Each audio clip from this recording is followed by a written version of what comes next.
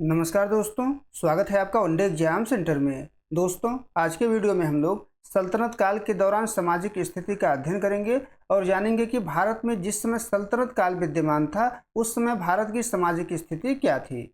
इसमें हम लोग मुस्लिमों के सामाजिक स्थिति के बारे में जानेंगे कि सल्तनत काल में मुस्लिमों की सामाजिक स्थिति क्या थी, सल्तनत काल में हिंदुओं की सामाजिक स्थिति क्या थी इसके बारे में जानेंगे, स्त्रियों की सामाजिक स्थिति क्या थी इसके बारे में जानेंगे, दास प्रथा के बारे में जानेंगे और दासों की स्थिति सल्तनत काल में क्या थी इसके बारे में जानेंगे।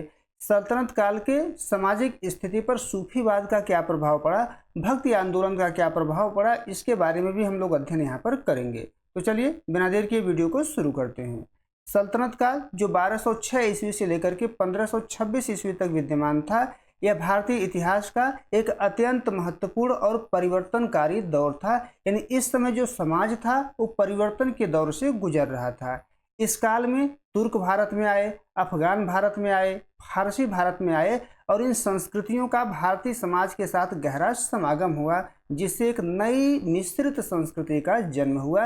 यानी जब ये भारत में आए तब भारतीय संस्कृति के साथ जुड़े और एक मिश्रित संस्कृति का जो है जन्म हुआ। सल्तनत काल की सामाजिक स्थिति जटिल थी।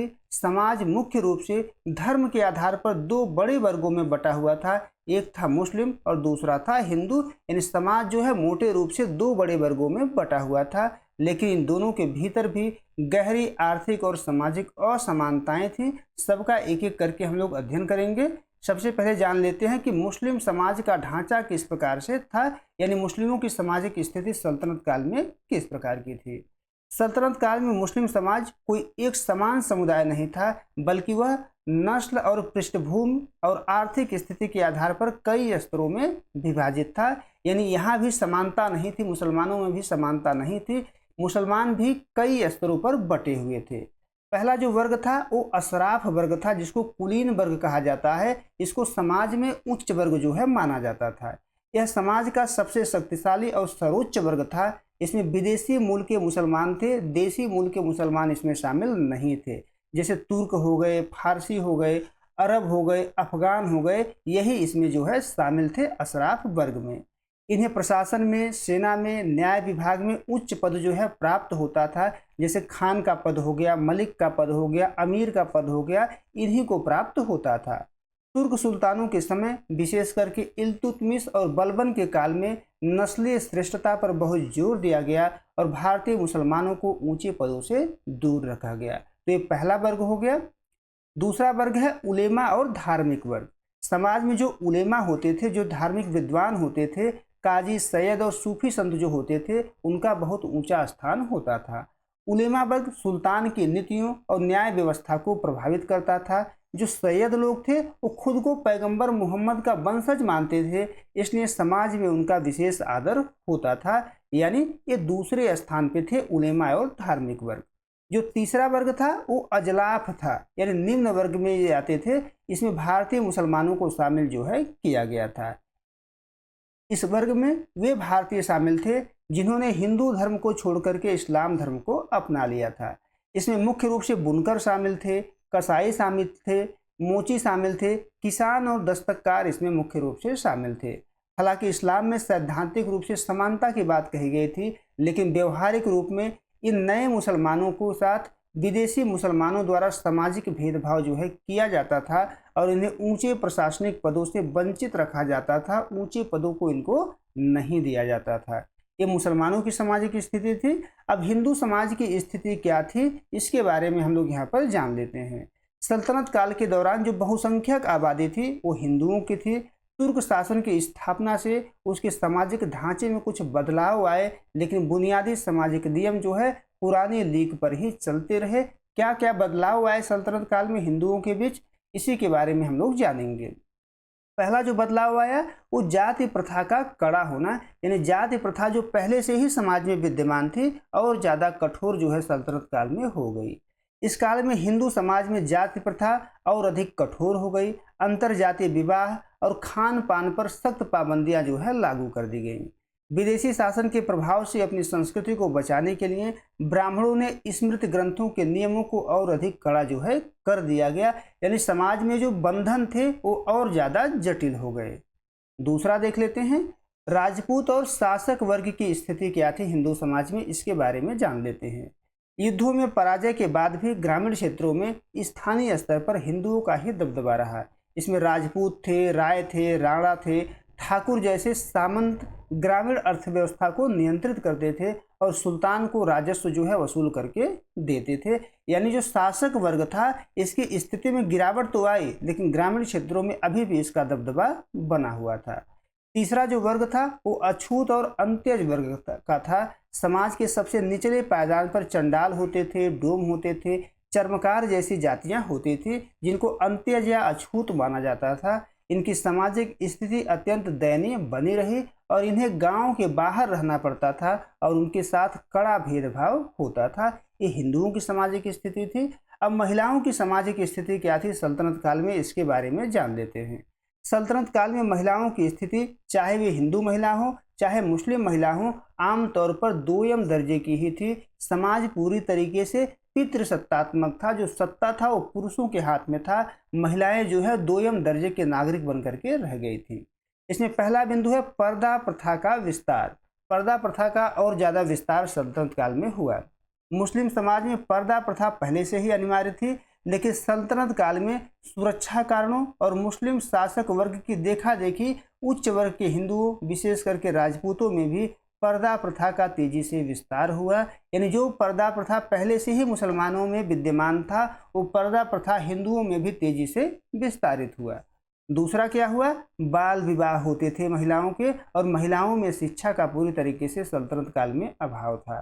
कन्याओं का जो विवाह था वो बहुत कम उम्र में कर दिया जाता था। इसके कारण महिलाओं को शिक्षा के अवसर नहीं मिल पाते थे। केवल राजघरानों या अत्यंत अमीर परिवारों की महिलाओं को ही घर पर निजी शिक्षकों के माध्यम से शिक्षा मिल पाती थी। जैसे इल्तुतमिश की पुत्री जो है रजिया सुल्तान थी, जो अत्यधिक योग्य और शिक्षित थी, यानी इसको शिक्षा जो है प्राप्त हुई थी, लेकिन ये राजघराने से थी तब इसको प्राप्त हुई थी, अन्यथा इसको भी प्राप्त नहीं होती। यानी इस समय महिलाओं की जो स्थिति थी उनमें बाल विवाह की मात्रा ज़्यादा थी और शिक्षा का भी इनके क्षेत्र में अभाव था।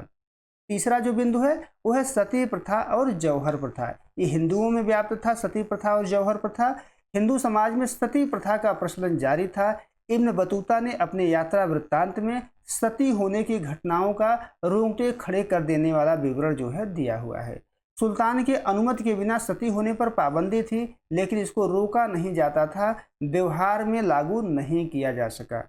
राजपूतों में विदेशी आक्रमणकारियों से सम्मान की रक्षा के लिए सामूहिक आत्मदाह यानी जौहर प्रथा का व्यापक प्रचलन था।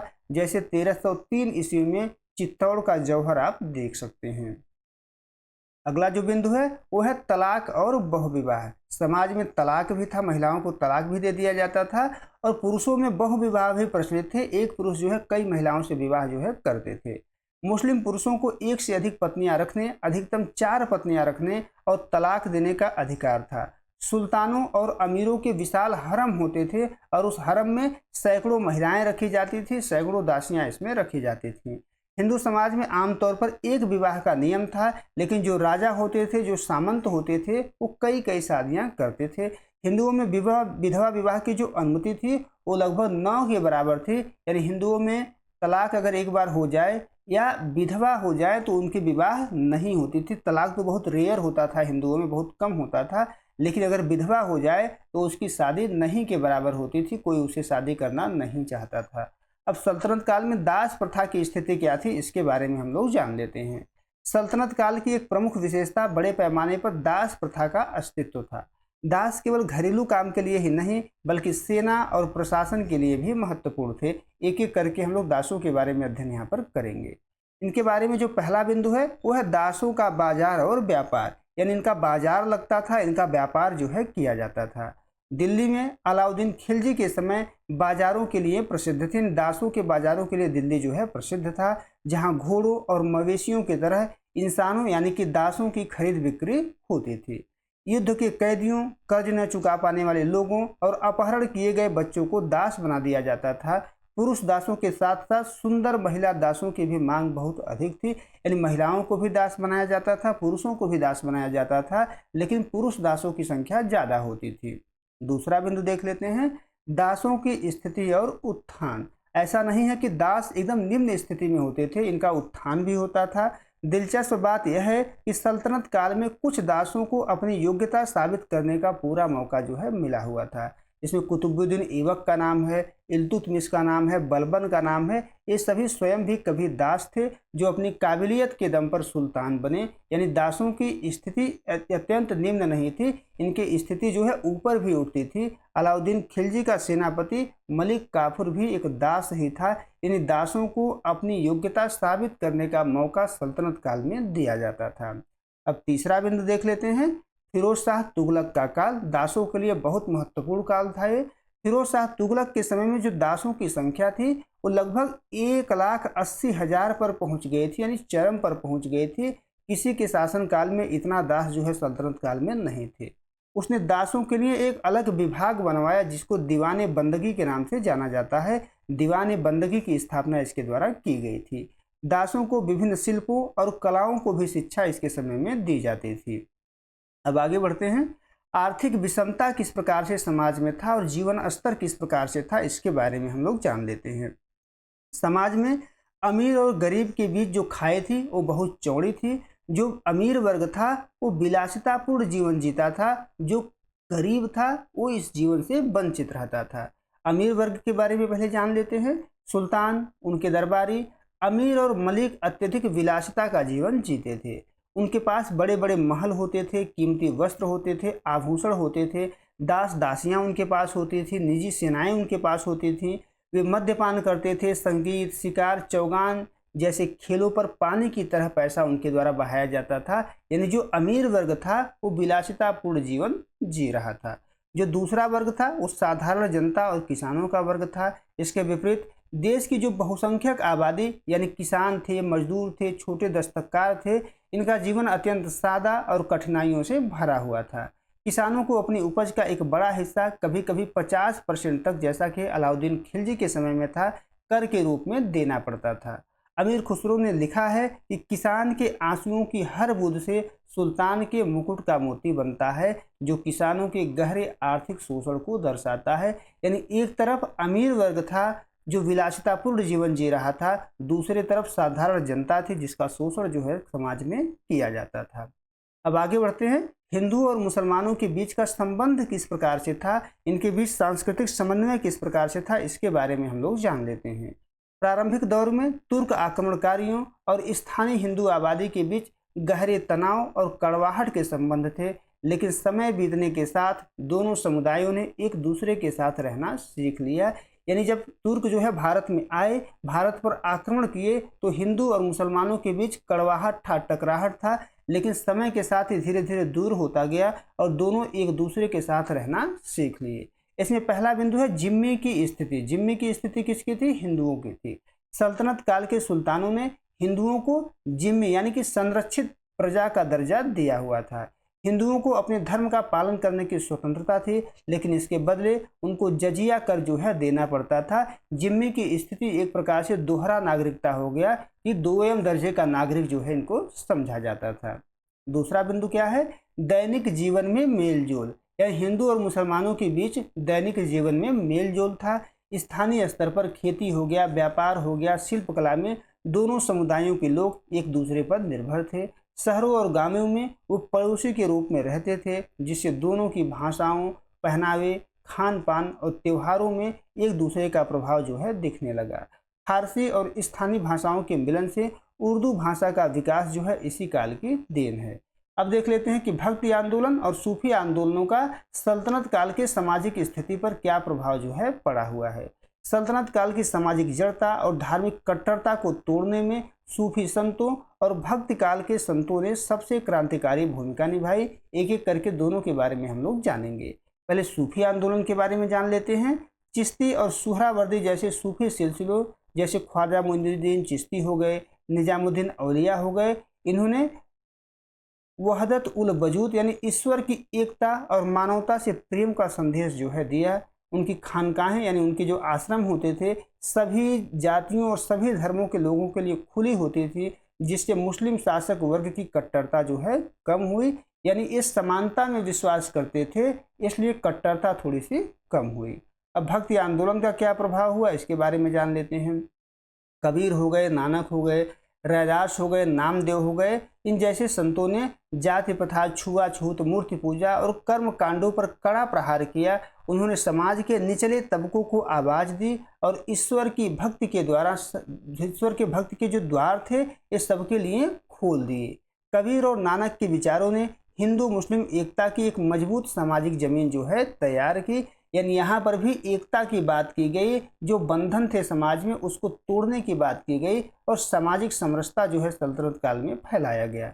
अब निष्कर्ष देख लेते हैं। सल्तनत काल का भारतीय समाज ऊंच नीच, जातिगत भेदभाव, लैंगिक असमानता और शासक शासित के बीच की गहरी आर्थिक खाई से ग्रस्त था। यानी समाज में ऊंच नीच की भावना थी, जातिगत भेदभाव था, लिंग के आधार पर भी समाज में असमानता पाई जाती थी। राजनीतिक सत्ता मुस्लिम शासकों के हाथ में थी, लेकिन सामाजिक और सांस्कृतिक धरातल पर हिंदू और मुस्लिम तत्व एक दूसरे में इस कदर समाहित हो रहे थे कि उनसे आगे चलकर गंगा जमुनी तहजीब को जन्म दिया। यही सामाजिक ताना बाना आगे चलकर मुगल काल में और अधिक परिपक्व और सुदृढ़ हुआ। उम्मीद है आप समझ पाए होंगे कि सल्तनत काल के दौरान भारत की सामाजिक स्थिति किस प्रकार की थी, उसकी विशेषताएं कौन कौन सी थी। अगर आपको वीडियो अच्छी लगी तो हमारे चैनल को सब्सक्राइब कर लीजिए, वीडियो को लाइक और शेयर कर दीजिए। बहुत बहुत धन्यवाद।